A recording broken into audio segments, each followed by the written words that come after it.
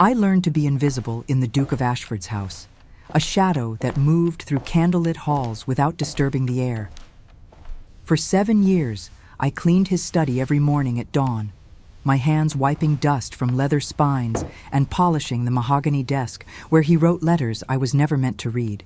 And in all that time, he never once looked me in the eye. My name is Eleanor Hartwell, and I am 24 years old, though I feel centuries older when I walk these corridors. The house itself seems to age me, with its endless rooms draped in heavy velvet, its portraits of stern-faced ancestors watching from gilded frames, its silence broken only by the ticking of grandfather clocks and the whisper of skirts against stone floors. I came to Ashford Manor when I was 17, a girl with no family and fewer prospects, clutching a letter of reference from a village priest who pitied me. The housekeeper, Mrs. Brennan, hired me on the spot, perhaps because she saw something familiar in my face, or perhaps because the Duke's household was always short of staff, willing to endure his cold silences and the weight of whatever sorrow hung over this place like morning fog. The Duke himself was a mystery I learned not to solve. He was 32 when I arrived, tall and severe, with dark hair that fell across his forehead when he worked late into the night. His eyes were the color of smoke, and they carried a grief I recognized but could not name. He never married, despite being one of the most eligible men in England. Mothers brought their daughters to the occasional dinners he hosted out of obligation, and those daughters would leave with flushed cheeks and disappointed hearts, because the Duke of Ashford had perfected the art of being present without being seen. The staff whispered about it sometimes in the kitchens after supper, wondering what tragedy had turned him into a ghost in his own home. I understood that art because I practiced it myself. In a house like this, servants are furniture, useful and necessary, but unworthy of notice. I learned to enter a room so quietly that even the floorboards did not creak. I learned to read his moods by the way he set down his pen, the angle of his shoulders when he stood at the window looking out over the grounds. I learned that on rainy mornings he drank his tea without sugar, and on the anniversary of some unknown date in March, he locked himself in the study and refused all visitors. I learned to anticipate his needs before he voiced them, to have fresh candles ready when the old ones burned low, to keep the fire stoked just so, neither too hot nor too cold. I also learned that he avoided me specifically, in ways he did not avoid the other staff. When I entered a room, he would leave it. When I passed him in the hallway, he would turn his face toward the wall. At first, I thought I had offended him somehow, that perhaps my work was inadequate or my presence unwelcome. But Mrs. Brennan assured me that the Duke had specifically requested I remain in his employment, that I was to continue my duties in the study no matter what. This contradiction puzzled me for years. He wanted me near, but he could not bear to see me. I began to think perhaps I reminded him of someone he had lost, though I could not imagine who. The other servants noticed, of course. Sarah, one of the parlor maids, once asked me if I had done something to anger His Grace. I told her I did not know, and she looked at me with a mixture of pity and curiosity before returning to her duties. After that, I stopped discussing the Duke with anyone. His behavior toward me became simply another peculiarity of Ashford Manor, something to endure rather than understand. The study itself was a sanctuary of sorts, lined with books that smelled of leather and time. There was a globe by the window, its contents faded and cracked with age. A chess set sat on a small table, the pieces carved from ivory and ebony, forever frozen mid-game, as if the Duke had abandoned the match years ago and never returned to finish it. The walls were dark wood, the carpet a deep burgundy that muffled my footsteps. Always there were papers scattered across his desk, letters sealed with red wax, documents bearing official stamps. I was careful never to read them, never to disturb his work more than necessary. My job was to dust, to polish, to keep the room ready for a man who spent more time there than in his own bedchamber. I knew the study better than any room in the manor, better perhaps than I knew my own small chamber in the servants' quarters. I knew which floorboard creaked near the bookshelf, which window latch stuck in winter, which drawer held his personal correspondence and which held estate business. I knew the smell of his tobacco, the way the morning light fell across his desk, the particular quality of silence that filled the room when he was working late, and I would slip in at dawn to find the candles burned down to nubs and his chair pushed back as if he had only just left. But it was in that study, on a Tuesday morning in late September, that everything I thought I understood about my life came undone. The air was cool, autumn pressing against the windows, and a fine mist hung over the grounds outside. I had arrived earlier than usual, wanting to finish my work before the Duke came down from his chambers. The routine was always the same. I would dust the shelves, empty the ash from the fireplace, replace any burnt candles, and wipe down the desk. Today, however, Mrs. Brennan had asked me to clean out the lower drawers, a task I performed only twice a year. The wood was old, swollen with decades of moisture, and one drawer stuck, resisting my efforts until I pulled harder than I should have. It gave way suddenly, and with it came a cascade of loose papers, a broken pen, a tarnished button, a dried flower pressed between two pieces of parchment, and a single letter, yellowed with age, sealed but never sent. The envelope bore a name written in the Duke's own hand, elegant script that I recognized from the documents I cleaned around each day. Catherine Hartwell, my mother. My heart stopped. The room seemed to contract around me, the walls pressing in, the air growing thick. My hands trembled as I picked up the letter, holding it as if it might burn me. My mother had died when I was 8 years old, a fever that took her in 3 days, leaving me alone in a world that had no place for orphaned girls. I knew almost nothing about her life before I was born, only that she had worked in a great house once, and that she never spoke of it. When I asked her questions as a child, her face would close like a door, and she would shake her head and tell me the past was better left buried. The village women whispered sometimes, when they thought I could not hear. They said my mother had been beautiful, that she had left service under mysterious circumstances, that she had never named my father. They suggested things they would not say aloud, their eyes sliding away from mine with a mixture of pity and judgment. But I learned to ignore them. I had no proof of anything, no history beyond the few years I could remember, no answers to questions I had stopped asking. Now I held proof of something, though I did not yet know what. The letter was sealed, the wax unbroken, as if the Duke had written it and then lost the courage to send it. Or perhaps he had never intended to send it at all. Perhaps it was a confession meant only for himself, a way to speak words that could never be spoken aloud. I should have put it back. I should have closed the drawer and forgotten I had ever seen it. But my hands, traitor hands, broke the seal. The wax crumbled under my fingers, red fragments falling like drops of dried blood, and I unfolded the paper, my eyes scanning words written decades ago, words that would change everything. My dearest Catherine, I cannot live another day without telling you the truth, though I know this letter will never reach you. You have left Ashford Manor, and I am bound here by duty, by title, by the expectations of a world that would destroy us both if it knew what we feel. I love you. I have loved you since the first moment I saw you in the garden, your hands full of roses, your laugh brighter than any sound I had ever heard.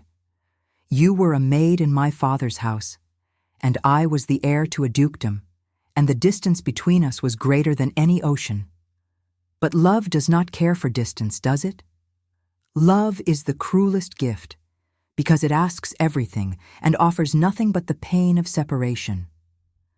I know you are carrying my child. I know you left because you feared the scandal, because you wanted to protect me from the ruin that would follow if anyone discovered the truth. But I would have given up everything for you, Catherine. I would have renounced my title, my fortune, my name. I would have followed you anywhere. You did not give me that choice. You disappeared into the night, and my father's men could not find you. Though I searched for years. I hope you are safe. I hope you are loved. I hope the child, our child, grows up knowing kindness, even if they never know their father. I will never marry. I will never love again. How could I, when my heart belongs to a woman I will never see again? This house will remain empty of heirs, and when I die, the title will pass to some distant cousin who never knew what it cost to bear the name Ashford. Let them have it. Let them have everything. I only wanted you. Forgive me for not being brave enough to defy the world. Forgive me for letting you go. Forgive me for surviving without you. Yours, even in silence, even in death, William. The letter fell from my hands and drifted to the floor like a dead leaf. I could not breathe. I could not think. The room tilted, and I gripped the edge of the desk to steady myself, my vision blurring with tears I did not remember shedding. William, the Duke of Ashford, my mother's lover, my father. It explained everything. The way he avoided me, the way he could not look at me without pain shadowing his face. I was not just a servant in his house. I was the living evidence of a love he had lost, a reminder of the woman who had left him and the child he had never been allowed to know. I was his daughter, and he had watched me grow up from a distance, hiring me, keeping me close, but never able to claim me, never able to speak the truth. The memories crashed over me like waves. Every moment of the past 7 years suddenly made terrible sense. The day I arrived and Mrs. Brennan looked at me with such strange recognition. The way the Duke had turned pale when he first saw me in the hallway, his hand reaching for the wall as if to steady himself. The careful distance he maintained, never speaking to me directly, never allowing himself to be alone with me. And yet he had kept me here, given me work, ensured I had a place when I had nowhere else to go. I thought of my mother, young and beautiful as I remembered her, laughing in our small cottage, braiding my hair with gentle hands. I thought of the sadness that lived behind her eyes, the way she would sometimes stare out the window at nothing, her hands still in her lap.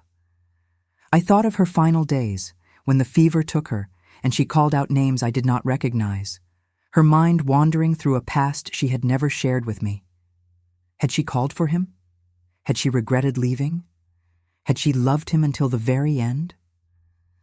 I do not know how long I stood there, staring at the letter on the floor, my mind racing through every moment of the past 7 years, reinterpreting every glance, every silence, every avoidance. He had not been cold because he disliked me. He had been cold because seeing me was agony. I had my mother's face.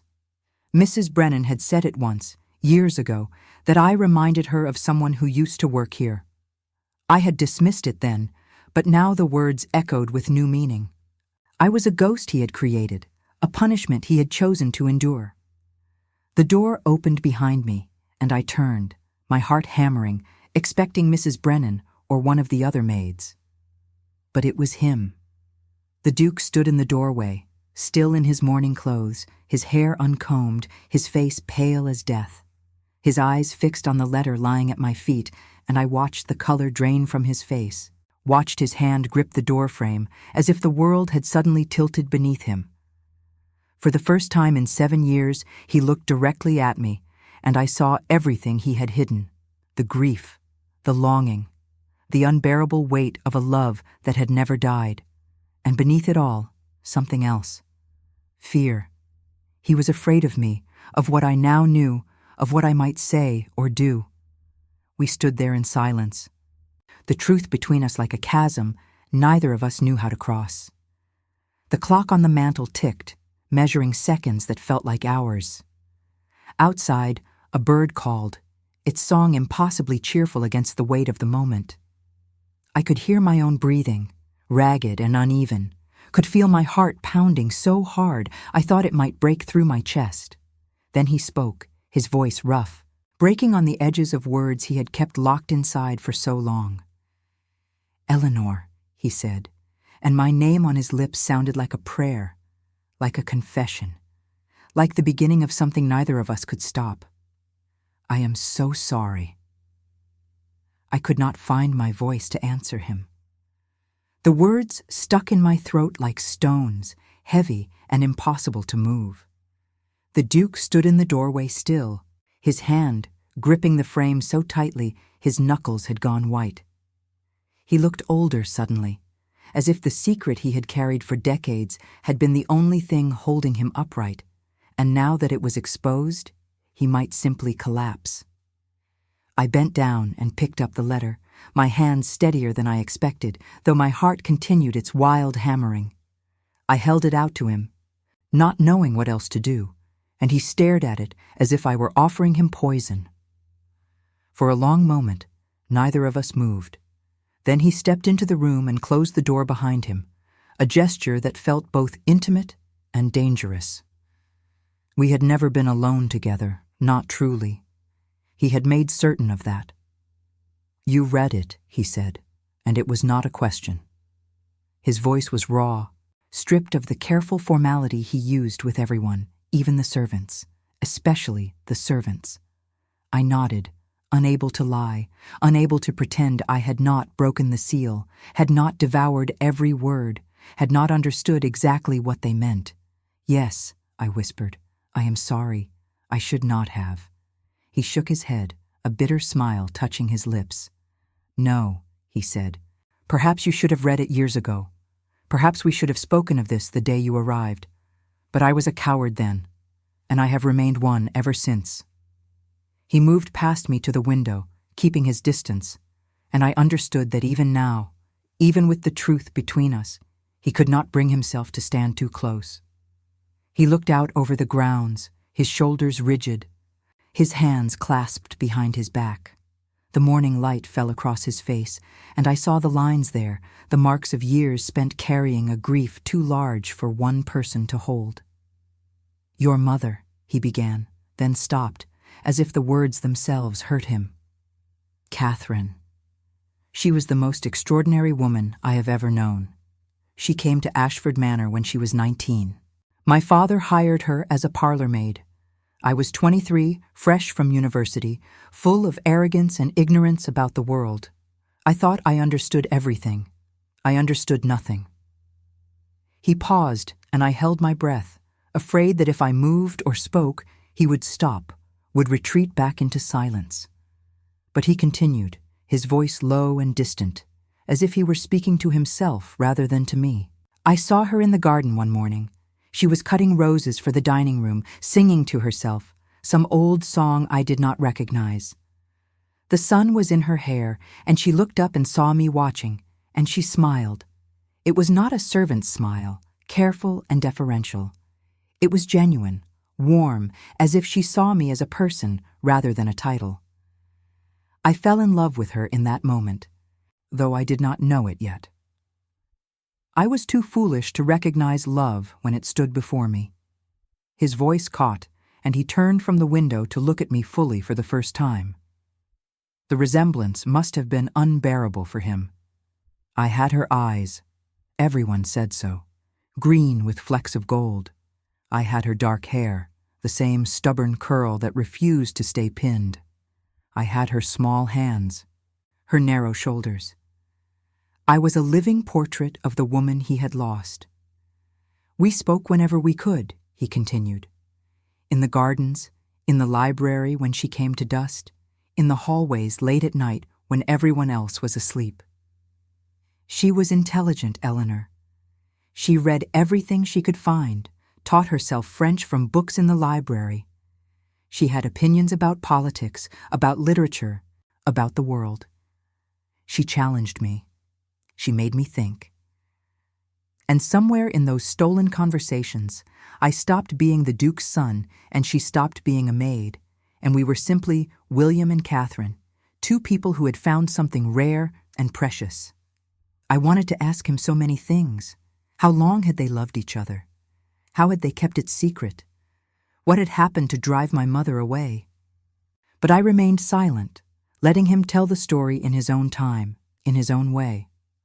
"My father discovered us," he said, and his voice hardened. Not in any compromising position, nothing that could be called scandalous by the strict definition of the word. But he saw the way I looked at her, the way she looked at me, and he understood. He dismissed her that very day, gave her £20, and told her never to return to Ashford Manor, never to contact me, never to speak of what had passed between us. I tried to stop him. I threatened to leave, to renounce my inheritance, to make a scandal that would ruin us all. But he was cleverer than I was. He told me that if I pursued her, if I defied him, he would destroy her. He had connections everywhere. He could ensure she never found work again, could have her arrested on false charges, could make her life a misery beyond imagining. So I let her go. I stood there and watched her leave, and I did nothing. The bitterness in his voice was like acid, eating away at the careful composure he had maintained for so long. I understood then that he had been punishing himself all these years, that every day in this house was a sentence he had chosen to serve. "I did not know she was carrying you," he said quietly. "She must have suspected, must have known, but she did not tell me. Perhaps she feared what my father would do. Perhaps she wanted to protect me from having to make an impossible choice. I only learned of it months later, when I hired men to search for her. They found the village where she had gone, found people who remembered a young woman, beautiful and sad, who kept to herself and raised a child alone. By then, it was too late. My father had died, and I was the Duke, trapped by responsibilities I could not escape. I told myself she was better off without me, that she had made a life for herself, that I had no right to disrupt it. He looked at me then, and I saw tears in his eyes, the first sign of weakness he had allowed himself. But I never stopped thinking about her. I never stopped loving her. And when she died, when I heard that Catherine Hartwell had succumbed to fever in a village 20 miles from here, I thought I would die as well. The pain was physical, Eleanor. It lived in my chest like a knife, sharp and unrelenting. I did not know what to say to him. How could I comfort a man who had lost everything and chosen to live with that loss rather than fight for what he wanted? How could I forgive him for abandoning my mother, even if I understood his reasons? And yet, looking at him, seeing the devastation in his face, I felt something other than anger. I felt pity. I felt sorrow. I felt the terrible weight of choices made by people too young to understand the consequences. "When you came here," he said, his voice barely above a whisper, "when Mrs. Brennan brought you to me and told me a girl named Eleanor Hartwell needed work, I knew who you were immediately. You have her face, her voice. Even the way you move reminds me of her. I wanted to send you away. I wanted to spare myself the agony of seeing you every day, a living reminder of everything I had lost. But I could not do it. You are all I have left of her. You are my daughter, though I can never claim you, never acknowledge you, never give you the life you deserve. My daughter." The words hung in the air between us, undeniable and impossible. I had spent my entire life believing I was no one, the illegitimate child of a servant and some nameless man who had used her and abandoned her. Now I knew the truth. I was the daughter of a duke, born of a love that had been real and deep and ultimately doomed by the cruelty of a world that valued titles more than hearts. "Why did you not tell me?" I asked, my voice breaking. "Why did you let me believe I was alone in the world?" He closed his eyes, pain etched into every line of his face. "Because I am a coward," he said simply. "Because telling you would have changed nothing. You would still be a servant. I would still be a duke. The world would still stand between us. What good would it do for you to know that your father was a man who had failed you in every possible way?" I felt anger then, hot and sudden, rising up through the confusion and sorrow. "You could have acknowledged me," I said, my voice stronger now. "You could have given me your name, your protection. You could have been a father to me, even if only in private. And ruin you?" He shook his head. "Society would destroy you if they knew. You would be branded a bastard, shunned, mocked, denied every opportunity. As a servant, you are invisible but safe. As my acknowledged daughter, you would be a scandal, a target for every cruel tongue in England. I could not do that to you. I would not." So instead, you ignored me, I said bitterly. You turned your face away every time I walked past. You treated me as if I did not exist. Because seeing you was unbearable, he said, his voice raw with emotion. Every time I looked at you, I saw Catherine. I saw the life we should have had, the family we should have been. I saw my own failure reflected back at me. It was easier to avoid you than to face what I had lost. Easier for you, I said quietly, but not for me. I have spent 7 years in this house wondering what I had done to offend you, wondering why the Duke of Ashford could not bear the sight of me. I have felt invisible, unwanted, as if my very existence was a burden. It was, he said, and the honesty of it stung. But not in the way you think. Your existence is the only proof I have that Catherine and I were real, that our love meant something. You are a burden I chose to carry, Eleanor, because the alternative was to let you go, and I have already let go of too much in this life. We stood there in silence, two people bound by blood and history and a grief neither of us had chosen. The clock ticked on the mantel, measuring out seconds that felt like eternities. Outside, the mist had lifted, and pale sunlight filtered through the windows, casting long shadows across the floor. What happens now? I asked finally, because someone had to speak. Someone had to break the terrible stillness that had settled over us. He looked at me for a long moment, and I saw something shift in his face, some small softening, as if a wall he had built around himself was beginning to crack. I do not know, he admitted, but I am tired of hiding. I am tired of pretending you are nothing to me when you are everything. Perhaps it is time for the truth, or at least as much of it as we can bear. And he took a step toward me, closing the distance he had maintained for 7 years, and for the first time since I had come to Ashford Manor, I felt something other than invisible. I felt seen. I felt, impossibly, like I belonged. The days that followed the revelation were strange and delicate, like walking across ice that might crack at any moment. Nothing changed outwardly. I still rose before dawn and cleaned the study. I still took my meals in the servants' hall. I still wore my plain gray dress and kept my hair pinned back in the severe style required of my position. But everything had changed beneath the surface in ways only the Duke and I could see. He began to speak to me. Small things at first, comments about the weather or requests for tea at a specific temperature. But each word felt weighted with meaning, as if he were learning a new language after decades of silence. Sometimes I would enter the study and find him watching me, his expression unguarded, and I would see the grief and longing that lived in him like a second heartbeat. Other times, he would turn away quickly, as if the sight of me still caused him pain he could not quite manage. Mrs. Brennan noticed the change, though she said nothing directly. She watched us with knowing eyes, and one morning, as I was preparing to go upstairs, she caught my arm and held me back.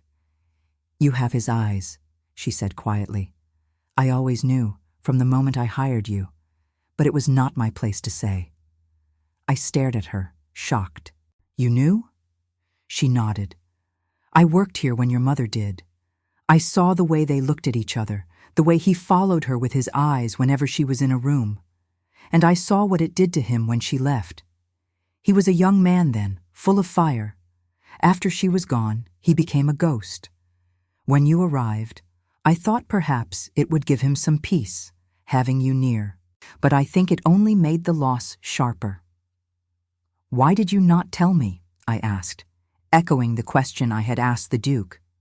"Because some truths are too dangerous to speak aloud," she said, "and because I hoped that one day he would find the courage to tell you himself. I am glad he finally has." She released my arm and returned to her work, leaving me standing in the hallway with a new understanding of how many people had known my secret, had carried it silently, had watched me grow up in ignorance while they held the truth behind careful smiles and averted eyes. That afternoon, the Duke sent for me. It was unusual enough that Sarah, the parlor maid who delivered the message, looked at me with open curiosity. "His Grace wants to see you in the library," she said. "Is something wrong? Have you done something?" "I do not know," I lied, and made my way to the library with my heart beating too fast and my hands damp with nervousness. He was standing by the window when I entered, his back to me. And for a moment I thought he had changed his mind about acknowledging me, that he would dismiss me after all and send me away to preserve his carefully constructed life. But when he turned, I saw no coldness in his face, only uncertainty. "Eleanor," he said, and gestured to a chair near the fireplace. "Please, sit." I sat, feeling strange and out of place in this room where I had never been invited before. The library was his private sanctuary, filled with books he had collected over a lifetime, comfortable chairs, a desk piled with correspondence. It smelled of leather and pipe tobacco and the particular stillness that comes from a room rarely disturbed. He took the chair opposite me, and for a moment we simply looked at each other, two people trying to navigate terrain neither of us understood. Then he spoke, his words careful and measured. "I have been thinking about what you said, about how I have treated you these past 7 years. You are right. I was cruel in my way. I justified it to myself as protection, but it was cowardice. I was protecting myself, not you." I did not know how to respond, so I remained silent, waiting for him to continue. "I would like to change that if you will allow it," he said. "I cannot give you my name, not publicly. The scandal would destroy you, and I will not do that. But I can give you other things. An education, if you wish it. Books, tutors, the opportunity to learn beyond what you have taught yourself. I can ensure your future, provide you with a settlement that will allow you to live independently, to marry if you choose, to have a life beyond service." The offer was generous, more than I had ever imagined, and yet something in me resisted. It felt like payment, like compensation for a wrong he could never make right. "I do not want your money," I said quietly. "I want to know you. I want to understand who you are, who my mother was, what they had together. I have spent my entire life as a ghost, and I am tired of it." He looked surprised, as if this had not occurred to him. "Then what do you want?" he asked. "I want you to tell me about her," I said. "Everything you remember. The things she said, the things she loved, the person she was before grief and hardship took her from me. I want to know the story of my own life, the parts that were kept from me." He was silent for a long moment, and I thought perhaps I had asked too much, that he could not bear to speak of her in such detail, but then he nodded slowly. "Very well," he said. "I will tell you everything. But you must understand, Eleanor, that some of it will be painful. For both of us." "I can bear pain," I said. "I have been bearing it my entire life. At least now I will know why." And so he began to speak. And as the afternoon light faded and the fire burned low in the grate, I learned the story of my parents. He told me how they had met, how they had fallen in love despite the impossible distance between them. He told me about the stolen moments they had shared, the conversations that lasted late into the night, the plans they had made in whispered voices, plans that had come to nothing when his father discovered them. "Your mother was brave," he said, his voice thick with memory. "She did not weep when my father dismissed her. She stood there with her head high and told him she was sorry for nothing, that love was not a crime, and that he could take her position, but he could not take what she felt. I have never forgotten that moment. She was magnificent. He told me how he had tried to find her after his father died, how he had sent men to search every village and town within 100 miles, how he had written letters to everyone who might have known her. But my mother had disappeared completely, taking a new name, moving from place to place, ensuring she could not be found. By the time he learned where she had settled, I was already born, and she had made a life of sorts for herself. I wanted to go to her," he said. "I wanted to claim you both, to bring you here, to damn the consequences. But I was afraid of what society would do to you, afraid of what the scandal would do to her. She had found peace, or at least safety. Who was I to disrupt that? So I stayed away, and I told myself it was for the best. "Did she ever speak of you?" I asked, though I knew the answer. My mother had been silent about her past, locked behind walls I could never breach. He shook his head. "I do not know. I hope so. I hope she remembered me with some kindness, though I do not deserve it." We sat in silence after that, the weight of all that had been lost pressing down on us.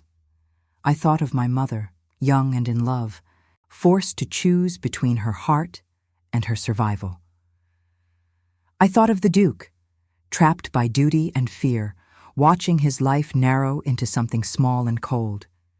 And I thought of myself, the child born of that impossible love, raised in ignorance, carrying a legacy I had never been allowed to claim. The fire had burned down to embers when he finally spoke again. "There is something else I want to give you," he said, and rose from his chair. He went to his desk and opened a drawer, removing a small wooden box. He returned and placed it in my hands. "These belong to your mother. She left them behind when she was dismissed. I have kept them all these years." I opened the box with trembling fingers. Inside were small treasures, precious because they had been hers. A ribbon, faded blue, a pressed flower, brittle with age, a small brooch shaped like a bird, and beneath them a folded piece of paper covered in her handwriting. I lifted it carefully and read the words she had written decades ago. "My dearest William, I am leaving today, and I cannot bear to go without telling you that I love you, that I will always love you, no matter how many miles lie between us. Do not try to find me. I am doing this to protect you, to save you from the ruin that would follow if we continued. But know that you are in my heart, and that every day I will remember the sound of your voice, the warmth of your smile, the way you made me feel seen in a world that would have preferred me invisible. If I carry your child, as I suspect I do, I will raise them with love and tell them stories of honor and kindness, even if I can never tell them the truth of who their father is. Be happy, my love. Live the life you were meant to live. And forgive me for not being brave enough to stay." The letter was unsigned, but I knew it was from her. I could hear her voice in the words, the mother I remembered, strong and sad and impossibly kind. Tears ran down my face, and I did not try to stop them. "She loved you," I said to the Duke, looking up at him through my tears. "She loved you until the end." "As I loved her," he said quietly. "As I love her still." And in that moment, I understood that grief was not something that ended, but something that changed shape over time, becoming part of the fabric of who we are. My mother was gone, and nothing could bring her back. But she had left pieces of herself behind, in me, in the Duke, in the love that had refused to die, even when circumstances tried to kill it. "I will stay," I said suddenly, surprising myself with the decision, even as I spoke it aloud. "I will stay here at Ashford Manor, not as a servant, but as your daughter. I do not care what society thinks. I do not care about scandal. I want to know you, and I want you to know me, and I want us to stop hiding from the truth." He stared at me, hope and fear warring in his expression. "Eleanor, you do not understand what you are asking. The world will be cruel to you. They will call you terrible names. They will close every door." "Then let them," I said fiercely. "I have spent my entire life as no one, belonging nowhere. At least if I am your acknowledged daughter, I will know who I am. I will have a name, a history, a father who sees me. That is worth more than all the closed doors in England." And slowly, as if he were a man waking from a long sleep, the Duke smiled. The Duke did not make the announcement immediately. He was careful, methodical, preparing the ground as one might prepare a battlefield. First, he called his solicitor, a discreet man named Mr. Pemberton, who had served the family for decades. I was present for that meeting, sitting in the library, while the Duke explained the situation with a directness that surprised me. "Mr. Pemberton, I have a daughter," he said simply. "Her name is Eleanor Hartwell. She is 24 years old, and she has been living under my roof as a servant for the past 7 years. I intend to acknowledge her publicly and provide for her as my heir." The solicitor's face remained impassive, though I saw his fingers tighten around his pen. "Your Grace," he said carefully, "may I ask about the circumstances of her birth?" "Her mother was Catherine Hartwell, a woman I loved and intended to marry. We were prevented by my father's interference and by the constraints of society. Eleanor is my legitimate daughter in every way that matters, though I cannot claim she was born in wedlock." Mr. Pemberton nodded slowly, already calculating the legal and social implications. "There will be considerable opposition, Your Grace. The peerage will not easily accept an illegitimate heir, and Miss Hartwell's position in society will be precarious at best." "I am aware of that," the Duke said, "but I am also aware that I have spent 24 years hiding from the truth, and I will not spend whatever years remain to me continuing that cowardice. Eleanor deserves her birthright, and I intend to give it to her." The solicitor looked at me then, truly looked at me, and I saw recognition dawn in his eyes. "She has your mother's features, Your Grace," he said quietly. "And if I may say so, Catherine Hartwell was a remarkable woman. I remember her well." "You knew my mother?" I asked, surprised. "I did," he said. "She worked here when I was a young clerk, just starting my practice. She was kind to me when others were not. I am sorry for your loss." It was a small thing, this acknowledgement from a stranger, but it meant more than I could express. My mother had been real, had been remembered, had left an impression on people beyond just the Duke. She had mattered. The following weeks were a whirlwind of preparation.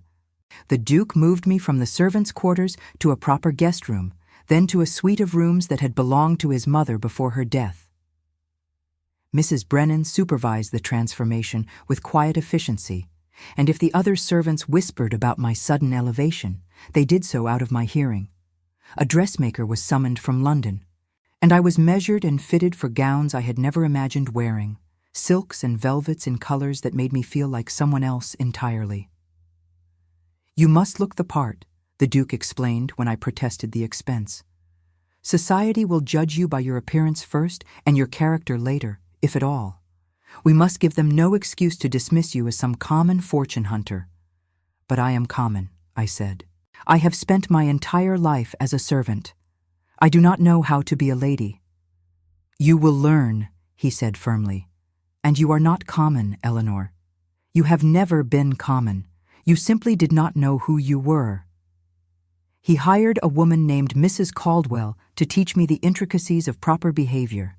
She was a widow of good family, fallen on difficult times, and she approached her task with the seriousness of a general preparing troops for battle. We worked on everything from how to hold a teacup to how to enter a ballroom, from the proper way to address a duchess to the subtle art of conversation that said much while revealing little. "You must never apologize for who you are, Mrs." Caldwell instructed me one afternoon as we practiced walking with the correct posture. Not to the Duke, not to society, not to anyone. "You are his daughter. That is a fact, not a crime. Hold your head high and let them see that you are not ashamed." But I was ashamed, at least at first. I was ashamed of my ignorance, of my rough hands that no amount of lotion could soften, of my voice that still carried traces of the village accent I had worked so hard to lose. I was ashamed of not knowing which fork to use, or how to dance, or what to say when someone made a subtle insult disguised as a compliment. The Duke saw my struggles, and one evening he came to my rooms and found me in tears over a particularly difficult lesson in French conversation. He dismissed Mrs. Caldwell gently and sat down across from me, his face full of concern. "What is wrong?" he asked. "I cannot do this," I said, my voice breaking. "I do not belong in your world. I am a servant pretending to be a lady, and everyone will see through the pretense." "You are not pretending," he said firmly. You are my daughter. That is not a role you are playing. That is who you are. But I do not know how to be your daughter, I said desperately. I do not know how to be anything other than what I have always been. He was quiet for a moment. Then he said something that changed everything. Your mother did not know how to be a lady either when I first met her. She was a maid, remember? She had no education, no training in the ways of society. But she was herself, Eleanor, fully and unapologetically herself. She did not try to be someone she was not. She simply carried herself with dignity and refused to be diminished by anyone. That is what made her extraordinary. Not her manners or her clothes or her ability to quote French poetry, her authenticity, her courage. I wiped my eyes, considering his words. So you are saying I should not try to be a perfect lady? I am saying you should be yourself, he said. Learn what you need to learn, but do not lose who you are in the process. Society will try to break you, Eleanor. They will try to make you feel small and unworthy. But if you remember that you are Catherine's daughter, that you carry her strength as well as mine, they will not succeed. It was the first time he had spoken of us as a family, of me carrying something from both my parents. I felt something loosen in my chest, some tight knot of fear and inadequacy beginning to unravel. The announcement came in early November, delivered through the formal channels that society recognized. The Duke hosted a small dinner party, inviting only his closest acquaintances, people he trusted to spread the news through their networks.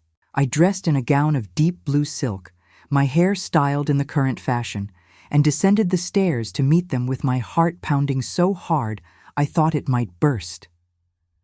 The Duke stood at the bottom of the stairs, resplendent in his evening clothes, and when he saw me, something softened in his face. "You are beautiful," he said quietly. "Your mother would be so proud." Then he offered me his arm, and together we entered the drawing room where a dozen of England's most influential people waited to judge me. He introduced me simply and without apology.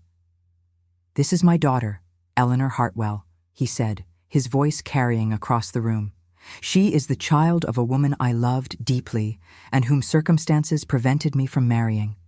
I have kept her existence private until now, but I can no longer in good conscience deny her the acknowledgement she deserves. She is my daughter, and I claim her as such before all of you." The silence that followed was profound. I watched faces shift through shock, confusion, calculation, and in some cases, barely disguised contempt.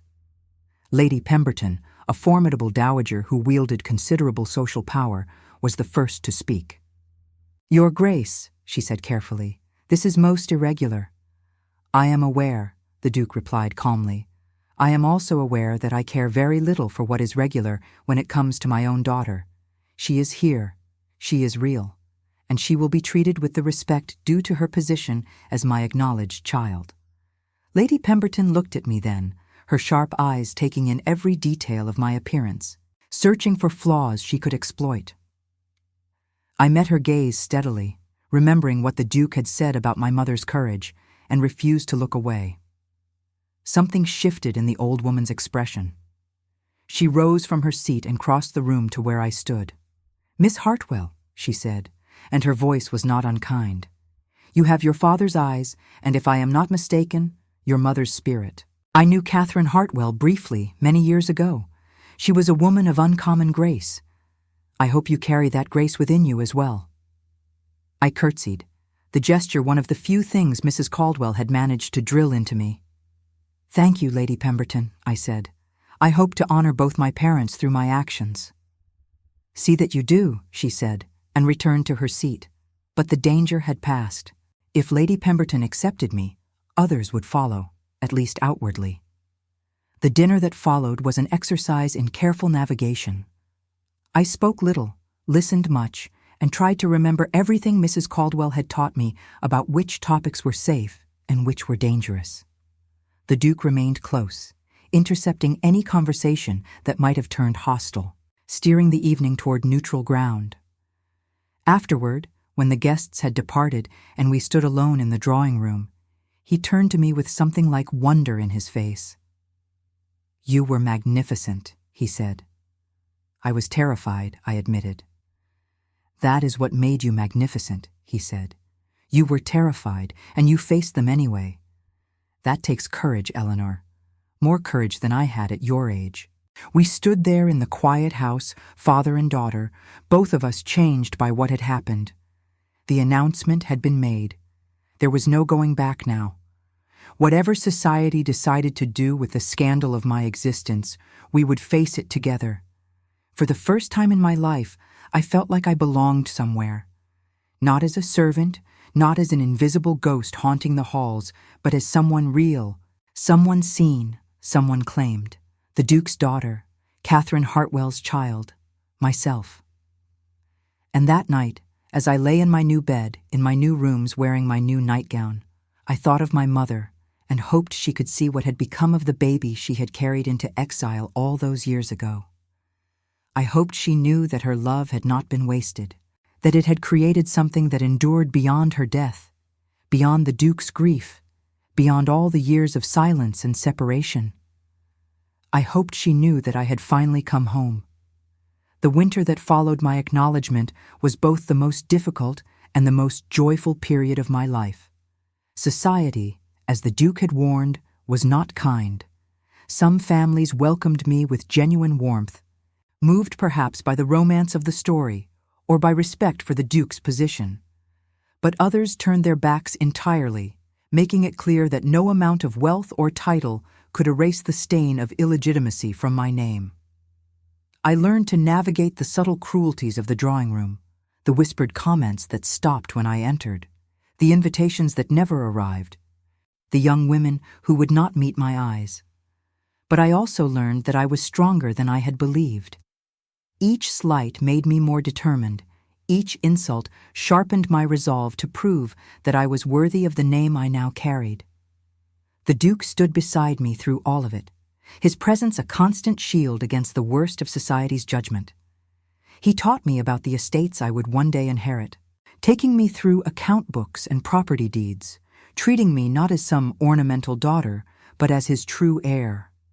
He told me stories of our family history, filling in the gaps of a legacy I had never known was mine. And slowly, carefully, we built something that resembled a normal relationship between father and daughter, learning each other's rhythms, discovering shared interests, creating new memories to balance against all the years we had lost. But there was one piece of unfinished business that haunted me through those winter months.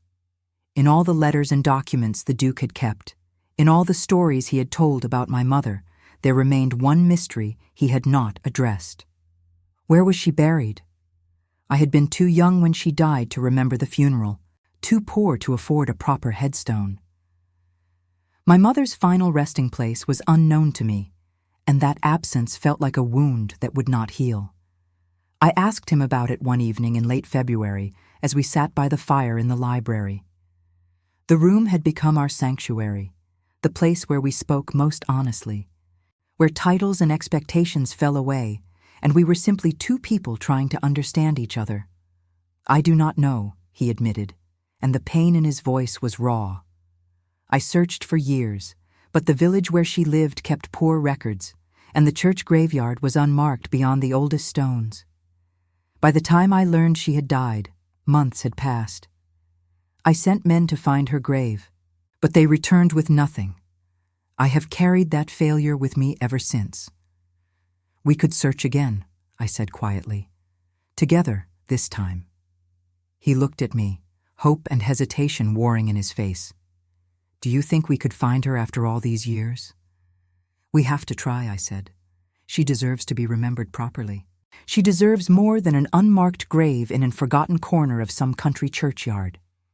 And so, when spring came and the roads were passable again, we set out together in the Duke's carriage, retracing the path my mother had taken all those years ago when she fled Ashford Manor. We traveled to the village where she had lived and died, a small collection of cottages and farms that time seemed to have forgotten. The village priest was an elderly man who remembered my mother, though he had not been the one to bury her. "The old priest died years ago," he told us, and his records were not well kept. But I remember Catherine Hartwell. She was a good woman, kept to herself mostly, but she was kind to everyone. When she died, the village took up a collection to bury her proper, even though she had little to leave behind. He led us to the churchyard, overgrown with wild flowers and tall grass, headstones tilting at angles like old teeth. There, in the far corner, he gestured to an area that had no markers at all. "The poorest folks were buried here," he said apologetically. "We could not afford stones for everyone." I knelt in the grass, my fine dress growing damp and stained, and pressed my hand against the earth. My mother was here, somewhere beneath my feet, silent and forgotten by everyone except the two people who had loved her most. Tears ran down my face, and I did not try to stop them. The Duke knelt beside me, his own face wet with tears he made no effort to hide. "Catherine," he whispered, and his voice broke on her name. "I am so sorry. I am so sorry for everything." We stayed there for a long time, two people mourning a woman who had been dead for 16 years, but who lived on in both our hearts. Then the Duke spoke again, his voice stronger now, filled with determination. "We will bring her home," he said, "to Ashford Manor. She belongs with us, Eleanor. She always did." And so we arranged for her remains to be exhumed and moved to the family cemetery at Ashford Manor, where generations of the Duke's ancestors lay in state beneath marble monuments. The local priest objected at first, citing propriety and tradition, but the Duke was immovable. "She was the woman I loved," he said simply. "She is the mother of my daughter. She has more right to rest at Ashford Manor than half the people already buried there." We held a private ceremony on a warm day in April, with only a handful of people present. Mrs. Brennan came, and Mr. Pemberton and Lady Pemberton, who surprised me by appearing in full mourning dress and standing beside me throughout the service. The Duke spoke briefly, his words simple but profound. "Catherine Hartwell was a woman of extraordinary courage and grace," he said. "She faced circumstances that would have broken a lesser person, and she did so with dignity and strength. She gave me the greatest gift I have ever received, our daughter Eleanor, and though I failed her in life, I will not fail her memory. She rests now where she belongs, home at last. We buried her beneath a simple but elegant stone that bore her name and the dates of her birth and death, and beneath that a single line the Duke had chosen. Beloved by those who knew her worth. It was not a grand monument, but it was honest, and I thought my mother would have appreciated that honesty more than any amount of marble grandeur. After the ceremony, as the others departed, the Duke and I remained standing beside the fresh grave. I placed a bouquet of roses there, remembering how he had first seen her cutting roses in the garden, how that moment had changed both their lives forever. "Do you think she would forgive me?" the Duke asked quietly. And I heard the uncertainty in his voice, the fear that had lived in him for decades. "I think she forgave you a long time ago," I said. "She understood why you did what you did. She made her own choice to leave, to protect you. That was her gift to you, even if you could not see it as such." He turned to look at me. This man who was my father, who had spent half his life grieving a love he had lost, and the other half trying to protect a daughter he could not acknowledge. "Thank you," he said, "for giving me the chance to know you, for being brave enough to claim your place, for being so much like her." "I am also like you," I said, and I smiled through my tears. "I have your stubbornness, your sense of duty, your inability to let go of the past until it is properly resolved. We are family, Father, for better or worse." It was the first time I had called him Father aloud, and I saw the word strike him like a physical blow. He pulled me into an embrace, something he had never done before, and I felt his tears against my hair. "My daughter," he whispered, "my Eleanor."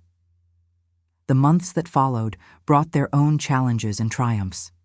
Society never fully accepted me. But I learned to care less about their acceptance and more about living a life that honored both my parents. I threw myself into managing the estates, proving that I had inherited not just the Duke's name, but his mind for business and his care for the people who depended on him. I established a school for girls in the village, ensuring that other daughters of servants and farmers would have opportunities my mother had been denied. I never married, though I had offers. The truth was that I had found something more valuable than romantic love. I had found my place in the world, my purpose, my identity. I was Eleanor Hartwell, daughter of Catherine and William, heir to Ashford Manor, and that was enough. The Duke lived another 20 years, growing old with grace and dignity, and in those years we built memories that partly made up for all the ones we had missed. We rode together through the estate grounds. We read to each other in the library. We argued about politics and laughed over private jokes, and sometimes simply sat in comfortable silence. Two people who no longer needed words to understand each other. When he died, peacefully in his sleep at the age of 71, I buried him beside my mother, as he had requested. The stone I chose for him bore his name and titles, and beneath them, a line I knew he would have wanted. Reunited at last with his beloved Catherine, I inherited everything. The title passing through special remainder he had arranged years before. I became the Duchess of Ashford in my own right, the first woman to hold the title independently. Society was scandalized, of course, but by then I had stopped caring what society thought. I lived my life as my mother had taught me through her example, with courage and dignity and a refusal to be diminished by anyone. I lived it as my father had finally learned to live his, with honesty and purpose and a determination to right old wrongs. And when my own time came, many years later, I left behind a legacy that would have made them both proud. But on quiet evenings, when the house was still and the fire burned low, I would sometimes walk to the family cemetery and stand between their graves. These two people who had loved each other against all odds and whose love had created me. I would tell them about my day, about the estate, about the world that was slowly, grudgingly changing. And I would thank them for the gift they had given me, not just life, but the courage to claim that life fully, without apology, without shame. I was Eleanor Hartwell, daughter of a maid and a duke, and I had learned that the truest nobility came not from titles or bloodlines, but from living with integrity and loving without fear. My mother had known that. My father had learned it too late, but had learned it nonetheless. And I carried that knowledge with me every day, an inheritance more valuable than any fortune. The hidden letter in the Duke's study had revealed not just a secret, but a love story that refused to die. And in discovering that story, I had discovered myself. I had learned that belonging is not something given by society or circumstance, but something we claim for ourselves. I had learned that family is built not just through blood, but through choice, through courage, through the willingness to see and be seen.